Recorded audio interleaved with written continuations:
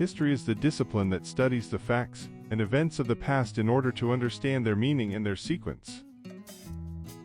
This logic of history is the very same that allows us to shed light on present events, and even on future ones, in order to understand them, anticipate them, or sometimes even predict them. To study the past in order to better understand the present, this could be the motto of historian.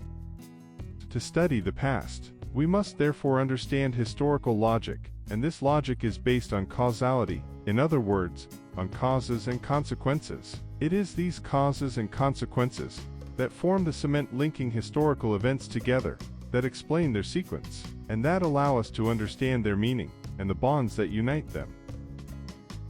First of all, what is a cause? A cause is a fact that explains an event, that allows us to understand why the event happened. There may be one cause or several causes for a single event, but a cause always precedes the event it produces. From a historical point of view, it is important to distinguish between direct causes and indirect, or deeper, causes.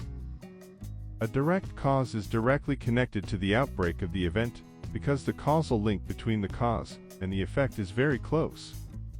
An indirect or deeper cause is not the immediate origin of the event, but it still explains it, at least in part. For example, historians agree that the assassination, on the 28th of June 1914 in Sarajevo, of Archduke Franz Ferdinand, heir to the throne of the Austro-Hungarian Empire, by the Serbian nationalist Gavrilo Princip, was the triggering element and therefore the direct cause of the First World War. Indeed, this event set off a series of diplomatic crises, which, through a chain reaction, pushed the great European powers of the time into armed conflict. However, this event would not have had the international impact that we know without a set of deeper causes that had preceded this trigger, sometimes going back several decades. These indirect causes did not start the conflict in themselves, but they greatly increased the tensions between the European powers. We could cite colonial rivalries in the 19th century, localized conflicts before the war, such as in the Balkans, as well as the arms race and the formation of military alliances. All of these were historical factors linked, more or less closely, to the outbreak of the World War. Now, what is a consequence? Just like causes, consequences are connected to a historical event by a link of causality. The difference is that a consequence is the result of an event. There may be one or several for the same event, and a consequence always follows the event that produces it.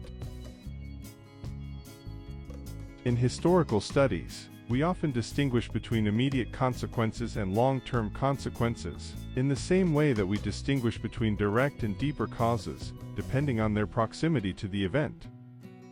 An immediate consequence is the direct result of an event, which generally occurs straight afterwards. A long-term consequence develops over a longer period of time, and does not always seem exclusively linked to the event.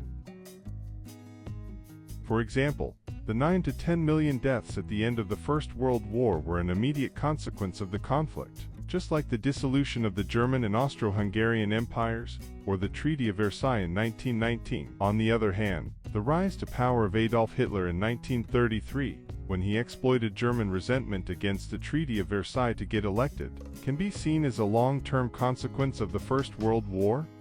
Finally, the different types of causes and consequences. According to the most common classifications in historical analysis, we very often deal with economic causes and consequences, which, as the name suggests, concern everything linked to the production, distribution and consumption of resources and wealth, in short, everything linked to money. They can also be subdivided into commercial causes and consequences, when they are specifically linked to trade, or financial ones, when they are related to capital markets in a capitalist economy.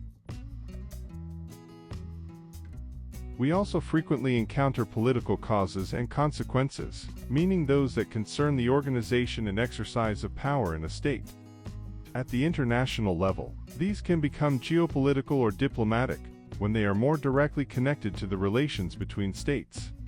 Be careful not to confuse political causes and consequences with social ones. Politics refers to the organization of state power, while social refers to the organization of society and the relationships between its members. When it comes to the world of ideas, it is common to speak of cultural causes and consequences, which can also be artistic or religious, depending on the domain involved.